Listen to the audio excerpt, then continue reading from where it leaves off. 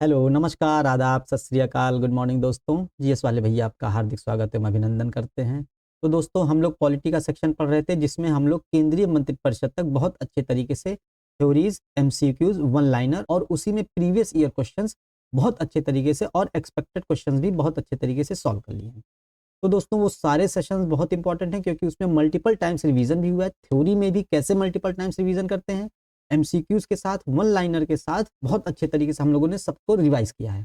तो दोस्तों उम्मीद करते हैं आप लोगों को सेशन पसंद आ रहा होगा। अब हम लोगों का अगला चैप्टर है महान्यायवादी का। ठीक है, तो अब हम लोग अपने चैप्टर की तरफ आगे बढ़ते हैं। दोस्तों महान्यायवादी हमारे संविधान के भाग 5 के अंतर्गत आता है। भाग 5 के विभिन्न 5 अध्याय हैं और उसी के अंतर्गत एक महान्यायवादी चैप्टर भी आता है जो अनुच्छेद 76 में हमारे संविधान के। ठीक है, महान्यायवादी बहुत इंपॉर्टेंट चैप्टर है। हम लोगों से एग्जाम में, हर एग्जाम में क्वेश्चन पूछे जाते हैं, तो ये बहुत इंपॉर्टेंट है। और आज के बाद आप लोगों को अगर कोई एग्जाम देंगे इस चैप्टर से, इस क्लास से बाहर आपको एग्जाम में क्वेश्चंस नहीं मिलेगा, आप कोई भी एग्जाम दें। महान्यायवादी हमारे देश का सर्वोच्च विधि अधिकारी होता है। जो भारत सरकार होती है, भारत सरकार का सर्वोच्च जो विधिक सलाहकार होता है वो कौन होता है? महान्यायवादी होता है। ठीक है, और महान्यायवादी का वर्णन हमारे भारतीय संविधान के अनुच्छेद 76 में किया गया है, अनुच्छेद 76 में किया गया है। ठीक है, और महान्यायवादी अगर देश का सर्वोच्च विधि अधिकारी है तो इसकी नियुक्ति से संबंध में भी क्वेश्चन पूछा जाता है। तो महान्यायवादी की नियुक्ति कौन करते हैं? महान्यायवादी की नियुक्ति राष्ट्रपति का। ठीक है, क्योंकि संवैधानिक पद है तो इसकी नियुक्ति राष्ट्रपति के द्वारा ही की जाती है। अब योग्यता के बारे में देखते हैं। क्योंकि ये भारत सरकार का सर्वोच्च विधिक सलाहकार होता है, इसीलिए इसकी जो योग्यता होती है उच्चतम न्यायालय के न्यायाधीश की समान होती है। मतलब जो उच्चतम न्यायालय के न्यायाधीश की नियुक्ति होने की योग्यता होगी वही योग्यता महान्यायवादी की होगी। ठीक है, अब हम लोग देख लेते हैं उच्चतम न्यायालय के न्यायाधीश की क्या क्या योग्यताएं होती है जो महान्यायवादी की योग्यताएं होना आवश्यक है। लगातार कम से कम 5 वर्ष तक न्यायाधीश हो किसी उच्च न्यायालय में। हम लोग पढ़ते हुए ना, सर्वोच्च न्यायालय के न्यायाधीश बनने की योग्यता में 5 वर्ष तक वो किसी उच्च न्यायालय में न्यायाधीश रहा हो या 10 वर्ष तक वो किसी उच्च न्यायालय में अधिवक्ता रहा हो। दोस्तों ठीक है, 5 वर्ष तक उसको न्यायाधीश रहने की आवश्यकता है या 10 वर्ष तक लगातार है। दोस्तों ठीक है, लगातार 5 वर्ष तक वो या तो न्यायाधीश हो या 10 वर्ष तक, अगर न्यायाधीश नहीं है, वकील है या मतलब अधिवक्ता है, तो उसको 10 वर्ष तक अधिवक्ता होना आवश्यक है। ठीक है, तो महान्यायवादी की सर्वोच्च न्यायालय के समान जो योग्यता होनी चाहिए उसके तहत इसके ये 2 प्रावधान है। और इसके तहत आता है राष्ट्रपति की राय में पारंगत विधिवेत्ता हो, क्योंकि सर्वोच्च न्यायालय के न्यायाधीश में भी आता है ये चीज। ठीक है, राष्ट्रपति की राय में पारंगत विधिवेत्ता होना चाहिए। तो महान्यायवादी के संबंध में ये 3 बातें, उसकी योग्यता के संबंध में ये 3 चीजें आवश्यक हैं। एग्जाम में इंपॉर्टेंट है, क्वेश्चन पूछा जाता है। अब इनका कार्यकाल के बारे में बहुत इंपॉर्टेंट है। कार्यकाल के बारे में बहुत कंफ्यूजन भी है और बहुत इंपॉर्टेंट, इसीलिए क्वेश्चन पूछा जाता है एग्जाम में। कंफ्यूजन होता है क्योंकि कार्यकाल इसका राष्ट्रपति के प्रसाद पर्यंत होता है, मतलब राष्ट्रपति की इच्छा तक यह कार्य पर बना रहता है। ठीक है, और इसके बारे में एक चीज पूछा जाता है कि अगर, चूंकि ये भारत सरकार का सर्वोच्च विधिक सलाहकार होता है, तो इसके बारे में एक क्वेश्चन पूछा जाता है, अगर सरकार इस्तीफा दे देती है या भारत सरकार या केंद्र सरकार का जो विघटन हो जाता है या सरकार इस्तीफा दे देती है, तो इसका कार्यकाल समाप्त होता है कि नहीं। तो पारंगत मतलब परंपरागत रूप से तो ये भी अपने कार्यकाल से, ये भी अपने पद से इस्तीफा दे देता है, लेकिन ऐसा नहीं प्रावधान किया गया है संविधान में। यदि जो है केंद्र सरकार विघटित हो जाती है, केंद्र सरकार का समापन हो जाता है, तो महान्यायवादी के पद का भी समापन हो जाता है, ऐसा नहीं है। ठीक है, क्योंकि हम लोग कंफ्यूज हो सकते हैं, क्योंकि ये भारत सरकार का सर्वोच्च विधिक सलाहकार होता है, तो भारत सरकार नहीं है अगर, तो ये भी नहीं रहेगा। तो ऐसा नहीं है, ये कार्यकाल इसका राष्ट्रपति के प्रसाद पर्यंत रहेगा। जहां राष्ट्रपति के प्रसाद पर्यंत के अलावा इसके कार्यकाल में कुछ और चीजें आती हैं तो वो चीजें गलत हो जाएंगी। दोस्तों ठीक है, इंपॉर्टेंट है, ध्यान देना।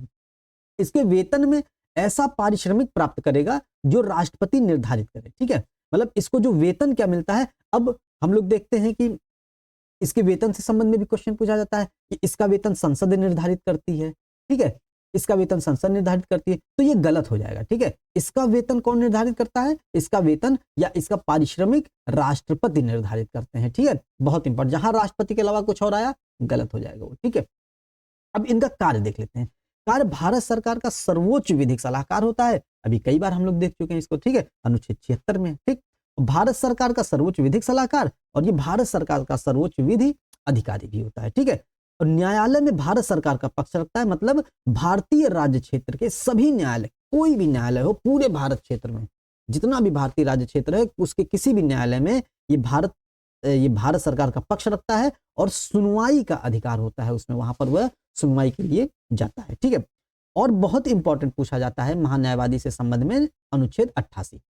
अनुच्छेद 88 के तहत इसको कुछ विशेषाधिकार प्राप्त हैं, जैसे दोनों सदनों की कार्यवाही में शामिल होने का अधिकार, मतलब ये संसद का सदस्य ना होते हुए भी ये संसद के दोनों सदनों, चाहे वो लोकसभा हो चाहे वो राज्यसभा हो, उसकी कार्यवाही में शामिल होने का अधिकार इसको दिया गया है। और संसद के दोनों सदन में बैठक में भाग ले सकता है, तो संसद की संयुक्त बैठक में भी भाग ले सकता है कि नहीं। और संसद की संयुक्त बैठक अनुच्छेद 108 के तहत होती है। ठीक, ये सब चीज हम लोग पढ़ चुके हैं। और सदनों की संयुक्त बैठक में भी भाग लेता है और संसद के किसी समिति में भी जिसमें उसका नाम सदस्य के रूप में दिया हुआ है भाग ले सकता है। लेकिन बहुत इंपॉर्टेंट आ जाता है महान्यायवादी के संदर्भ में, ये संसद की दोनों सदनों में भाग ले सकता है, संसद की संयुक्त बैठक में भाग ले सकता है, संसद की किसी समिति में भाग ले सकता है, लेकिन और मत नहीं दे सकता है। अपने विचार तो प्रकट कर सकता है लेकिन मतदान नहीं कर सकता। मतदान वही करते हैं जो संसद के सदस्य होते, क्योंकि संसद का सदस्य होता नहीं है, इसको ना तो प्रत्यक्ष रूप से चुना जाता है लोकसभा में, ना ही राज्यसभा में अप्रत्यक्ष रूप से चुना जाता है। ये तो भारत सरकार का विधिक सलाहकार होता है और इसको जो है संसद कुछ विशेषाधिकार प्राप्त है, लेकिन मत देने का अधिकार केवल और केवल संसद के सदस्यों को प्राप्त होता है। इसीलिए महान्यायवादी को मत देने का अधिकार प्राप्त नहीं है। ठीक है, ये चीज ध्यान देनी है।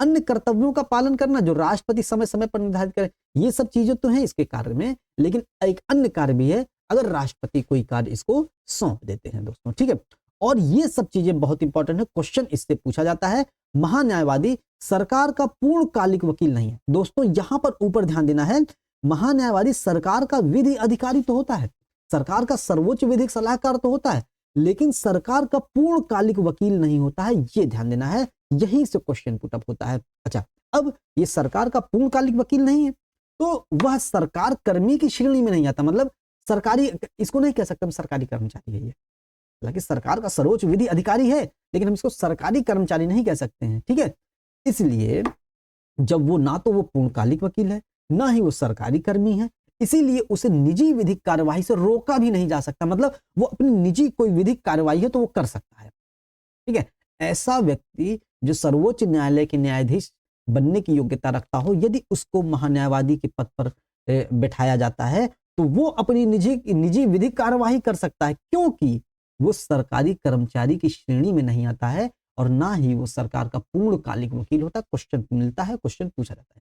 ठीक है, महान्यायवादी के अतिरिक्त महान्यायवादी होता है, अब महान्यायवादी का कोई सलाहकार भी होता है, उसका न्यायिक सलाहकार भी होता है। जैसे ये महान्यायवादी किसका न्यायिक सलाहकार होता है, भारत सरकार का, वैसे ही इसके कार्य को संभालने के लिए, इसके कार्यभार को देखने के लिए, इसको सलाह देने के लिए भी एक सॉलिसिटर जनरल होता है।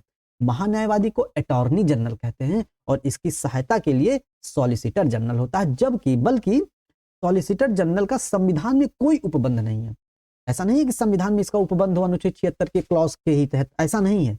अनुच्छेद 76 में सिर्फ और सिर्फ महान्यायवादी का प्रावधान है, सॉलिसिटर जनरल का नहीं। अटॉर्नी जनरल का प्रावधान है, सॉलिसिटर जनरल का नहीं। ठीक है, ये चीज ध्यान देना है, संविधान में कोई उपबंध सॉलिसिटर जनरल का नहीं है और सॉलिसिटर जनरल की सहायता करने हेतु 4 अतिरिक्त सॉलिसिटर जनरल होते हैं, मतलब एक अटॉर्नी जनरल हो गए, अब अटॉर्नी जनरल की सहायता करने के लिए एक सॉलिसिटर जनरल हो गए और सॉलिसिटर जनरल की सहायता करने के लिए 4 एडिशनल सॉलिसिटर जनरल हो गए, है कि नहीं, 4 अतिरिक्त सॉलिसिटर जनरल।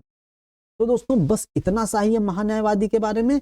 अगर महान्यायवादी को इतना आपने पढ़ लिया, इससे बाहर महान्यायवादी से क्वेश्चन पूछा ही नहीं जाएगा दोस्तों। ठीक है, और हम लोग आगे के सेशंस में, आगे की क्लासों में प्रश्नोत्तर और वन लाइनर के माध्यम से बहुत अच्छे तरीके से पूरा कवर कर लेंगे, तो क्वेश्चन आपको याद हो जाएंगे सारे, आपको पूरी थ्योरी याद हो जाएगी, पूरे एमसीक्यूज याद हो जाएंगे, पूरे सब कुछ क्लियर हो जाएगा दोस्तों।